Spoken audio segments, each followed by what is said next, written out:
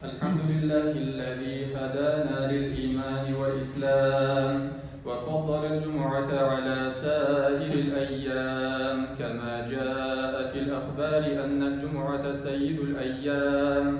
أشهد أن لا إله إلا الله وحده لا شريك له شهادة موصلة إلى دار السلام، وأشهد أن محمدا عبده ورسوله سيد الأنام، صلى الله تعالى عليه وعلى آله وأصحابه البررة الكرام، خصوصا منهم على أبي بكر الصديق وعمر الفاروق وعثمان ذي النورين وعلي المرتضى الأئمة رضوان الله تعالى عليهم أجمعين.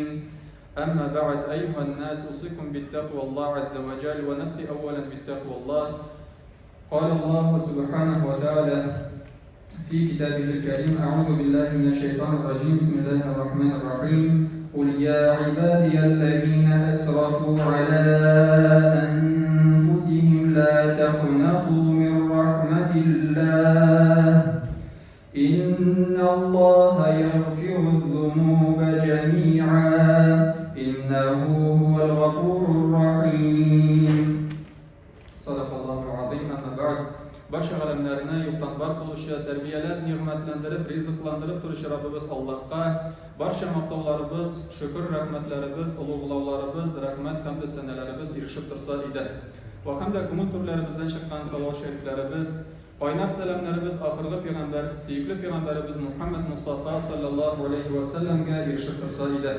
Va hamda Alloh subhanahu va taolo har barchalarimizdan butun dunyo mashaqqatlarimizni, ishlarimizni, planlarimizni chetga qo'yib, Alloh taolaning rizoligi uchun shu Alloh yurti bo'lgan masjidga, Sholliyer masjidina yig'ilishgan mu'min musulmon qardoshlarim, Alloh subhanahu va taolo har barchalarimizning ushbu dunyoda bandachilik bilan bilib ham bilmishi qilgan zo'r ham kichik gunoh xatolarimizni, yolg'ishliklarimizni, kamchiliklarimizni o'zining keng mag'firati bilan yarqasa g'afur qilsa edi. Amin. Shuningda bu dunyoda musulmon turmushida gunohlar alar kishining turmushin yamsizlik, kishini bitarli, ko'ngilida iymon bo'lgan kishi o'zida nimadir gunoh qilsa, o'zi bitarli boshlaydi. Lekin kishi shu amalida hamanda davomlilik qilsa, gunoh qilgandan so'ng tavbaga qaytmasa, Alloh taoladan yordam so'ramasa, uning ko'ngli, nafsisi shu holatga ko'niga boshlaydi. Ham endi bo'lana ko'niga ham bo'lana uning qalbi bo'shalmay boshlaydi, uni bitarlamay boshlaydi. Mana bu endi eng qo'rqinishi. Chunki u to'g'ri yo'lni topa olmasligi mumkin. Hasan Ali ismli imom uning turida shunday bir misol keltiradi, shu misol bilan o'rtoqlashib ketasim keladi. U aytadi, mana falan kishi misol uchun oltin izlaydi. Oltin izlarga chiqadi, lekin u bilmaydi nechik bo'la oltin, endi bo'la oltin. Hamma birsa anglata oltin u yaltirovdi, yaltiraydi. Ham bu chiqib ketadi izlarga yaltiray turgan aybirlarni. Bara bu dengiz bo'yina borib yetadi, ham qarasa dengiz yiroqdan yaltirab ko'rinadi. Ham bu o'ylaydi, anatigida yiroqda oltin deb o'ylaydi. Ham akringda yor bo'yina kirib ketadi. Ham u kira boshda eng boshda rahatana jilli, akringda to'lqinlar ana kela oyog'ina barila to'lqinlar. Ham endi u ana rahat. Lekin u olg'a toba qaraydi, yaltirab oldi deb, hamon olg'a toba bara yeza ham bir vaqt ortiga burilib qarasa, yorini ko'ra olmaydi. Ya'ni to'g'ri yo'ldan chiqib, yo'ldan topa olmay ham shulay halak bo'ladi. Bu dunyoda da gunohlar shuq misolda. Eng birinchi ular rahat bo'lib tuyuladi. Ishlaysan rahat kibir. Lekin ishlagan sayin kishi kuniga kerak kirgan sayin kishi to'g'ri yo'lni topa olmay boshlaydi, chunki uning qalbi ishronib halak bo'ladi. Shu misolda endi kishining gunohlari. Shulay bo'lmasin uchun narsa ishlarga son. Birinchidan Alloh taolo degan amallardan bosh tortishga kerak. Buldira olgan qadar chetlashirga. Buldira olgan qadar. Albatta birimizda farishta tugul, har birimiz gunoh qilar, ertami so'ngmi qachondir kishi gunoh qilar. Yolg'isha, xatolana.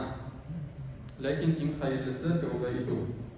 Ikkinchisi, qilgan gunohlarimiz uchun shim ko'ngildan bo'kinib tavba etarga. Shim ko'ngildan bo'kinib qilgan gunohlarimiz uchun tavba etarga, chunki bu bizning qalbimizni shistlatadi. Һәм өченчесе, бу гөнаһларны башка кылмаска, көчебездән килгәнчә тырышырга. Көчебездән килгәнчә бу гөнаһларны кабатламаска тырышырга. Ләкин булар әлбәттә укып киткәндә генә җиңел кебек тоела.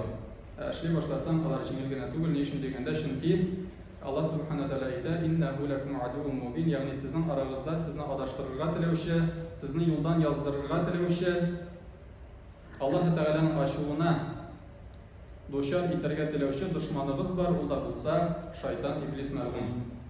Ул сезнең ачыктан ачык дошманыгыз диде Аллаһ Субханаһу ва Тааля. Димәк, ул безнең дошманыбыз икән, дошманның мәкерлекләренә эләкмәс өчен без инде дошманны өйрәнергә тиеш, аның юлларын белергә тиеш. Нинди юллар аша соң ул безгә тәэсир ясый? Беренчедән, тәүбәне кичектерергә куша. Әлегә иртәрәк, әлегә син яшь, әле рәхәтләнеп яшә, җитешерсең ди. Менә бу кичектерү инде шайтанның, иблиснең иң зур коралларының берсе. Шушы кичектерү аркасында күпме кешеләр намазларга баса алмыйча, гыйбадәтләрен кыла алмыйча, тәүбәгә кайта алмыйча шушы дөньядан китәләр. Һәм икенче бер юлы, ул да булса, кешеләргә тәүбә кылуны авырайтып күрсәтә. Янәсе, тәүбә кылсаң, туры юлга бассаң, синең дусларың сине дөрес аңламаячаклар, синең көләчәкләр, сине мәсхәрәләячәкләр, сине мыскыл итәчәкләр дигән уй фикерләрне күңелеңә кертә.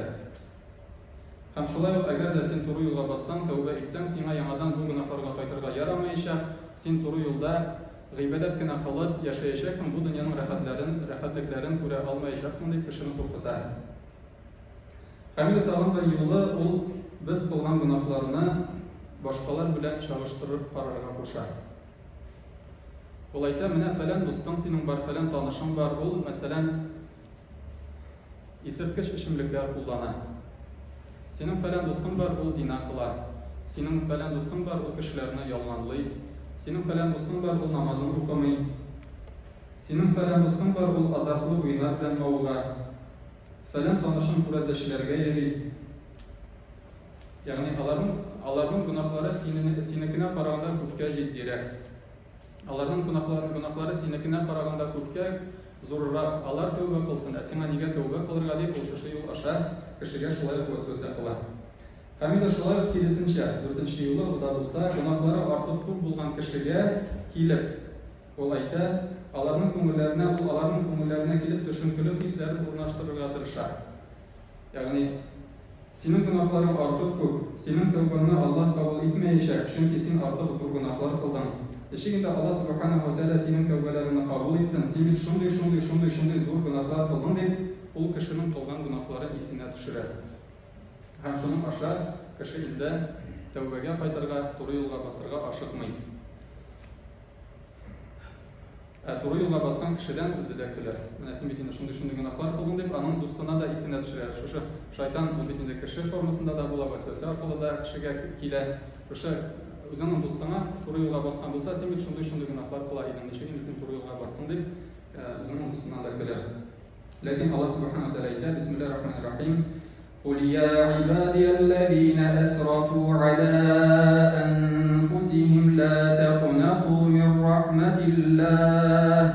Innallaha yaghfiru dhunuba jami'a. Innahu huwal ghafurur rahim." Sadaqallahul azim. Ey Muhammad sallallahu aleyhi ve sellem, күп гөнаһлар кылып, үзләренә зулымлык кылган кулларыма әйт, алар Аллаһның рәхмәт капкалары минем өчен ябык дип күңелләрен төшермәсеннәр. Дөреслектә, Аллаһ Тәгалә бөтен гөнаһларны да гафу итә. Аллаһ Тәгалә гафу итүче, рәхмәт иясе. Шулай кутси хадистә Аллаһ Тәгалә шулай әйтә: "Эй Адәм баласы, син нинди генә зур гөнаһлар кылган булсаң да, ләкин минем рәхмәтемә өметләнеп дуга кылуыңнан туктамасаң, дөреслектә мин сине кичерәчәкмен. Эй Адәм баласы, әгәр дә син күкләргә ирешерлек бөек гөнаһлар кылган булсаң да, ләкин миннән гафу сорасаң, мин сине гафу итәчәкмен. Эй Адәм баласы, бөтен җир шарын тутырырлык зур гөнаһлар кылган булсаң да, миннән башкаларга гыйбадәт кылмасаң, тәүбә итсәң, Мин сиңа синең бөтен гөнаһларыңны юып төшерерлек яулыклавымны бирермен. Мөхтәрәм газиз кардәшләрем, гөнаһларыбыздан тәүбәгә кайтырга соңармыйк. Бу гамәлебезне кичектермик. Дөреслектә, әгәр дә без чын күңелебездән чистарынырга теләп, ихлас күңелләребездән тәүбә кылсак, без үзебезне бу дөньяда ук бәхетле итеп тоячакбыз һәм иншалла, Алла Тәгалә насыйп итсен, ахират бәхет сәгадәтләренә дә ирешербез. Амин. Баракаллаху лана ва лакум фил Qur'анил азим ва нафa'на ва iyyakum bil ayati waz zikril hakim innahu huwal ghafurur rahim al-jawadul karim al-aliyyul azim as-sami'ud du'a.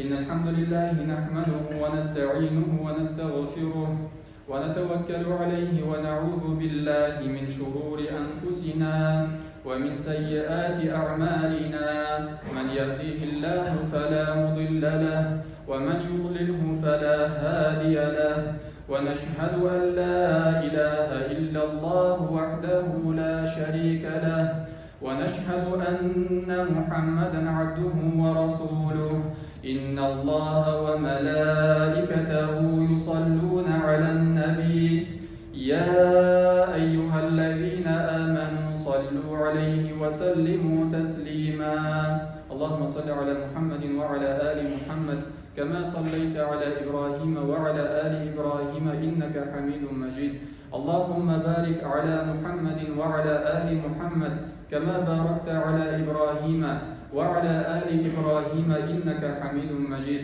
اللهم اغفر لنا ولوالدينا والمؤمنين والمؤمنات والمسلمين والمسلمات الأحياء منهم والأموات اللهم انصر من نصر الدين اللهم انصر من نصر الدين اللهم انصر من نصر الدين واخذل من خذل الدين عباد الله إن الله يأمر بالعدل والإحسان وإيتاء ذي القربى وينهى عن الفحشاء والمنكر والبغي يعظكم لعلكم تذكرون اذكروا الله يذكركم واشكروه يزد لكم واستغفروه يغفر لكم ولذكر الله أكبر لو كنتم تعلمون